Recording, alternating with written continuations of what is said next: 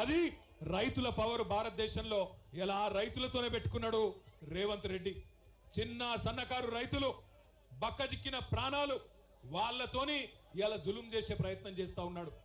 మమ్మల్ని అన్నాడు, మాకు డీజీపీ గారికి ఫోన్ చేస్తే మానుకోటలో ధర్నా ఉన్నది, మా గిరిజన అన్నదమ్ముల కోసం, మా గిరిజన రైతుల కోసం, మా ఆడబిడ్డల కోసం, ఎవరినైతే మీరు ఇవాళ జైల్లో పెట్టినరో 30 మంది రైతులను వాళ్లకు సంఘీభావంగా మానుకోటలో ఉండే మా బంజారా అన్నదమ్ములు కదులుతున్నారు అంటే ఆయన అంటాడు డీజీపీ గారు, అయిపోయింది కదా లగచర్ల, ఇక్కడెందుకు అంటాడు, మానుకోటలో ధర్నా ఎందుకు అంటాడు.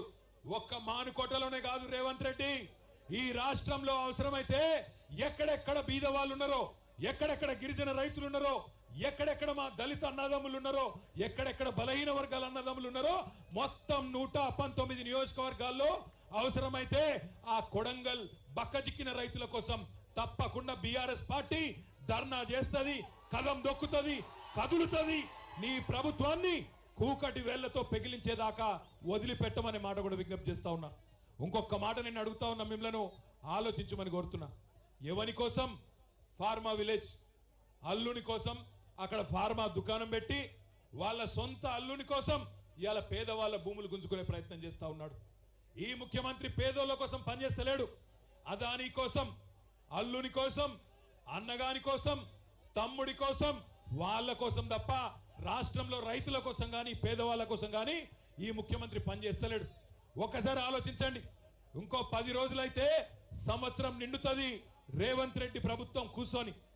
ఏం చెప్పిండు అన్నాడు, యాదకుండాల మీ అందరికీ మహబాద్కి వచ్చి ఇవాళ ఇక్కడున్న ఎమ్మెల్యే, డోర్నకల్ ఎమ్మెల్యే, అదేవిధంగా మహబాద్ జిల్లాలోని ఇల్లెందు ఎమ్మెల్యే సమాధానం చెప్పాలా.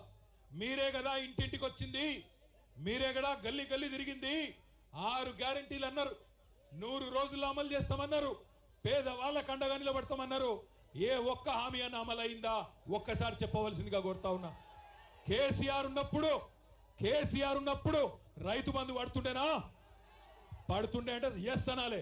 పడుతుండేనా? కేసీఆర్ ఉన్నప్పుడు రైతు బంధు టైంకి పడుతుండేనా? రైతు బీమా వస్తుండేనా? 24 గంటల కరెంట్ వస్తుండేనా? మరి రేవంత్ రెడ్డి వచ్చినాక వస్తున్నాయా? రైతు బంధు ఎగ్గొట్టిండా? రైతు బీమా బంధు పెట్టిండా? బోనస్ బోగస్ అయిందా? ఆడబిడ్డలకు చెప్పిండు కదా నెలకు 2500 ఇస్తానని వచ్చినాయా? మహాలక్ష్మి అన్నాడు, మహారాష్ట్రలో కూడా తన్నులు తిన్నాడు.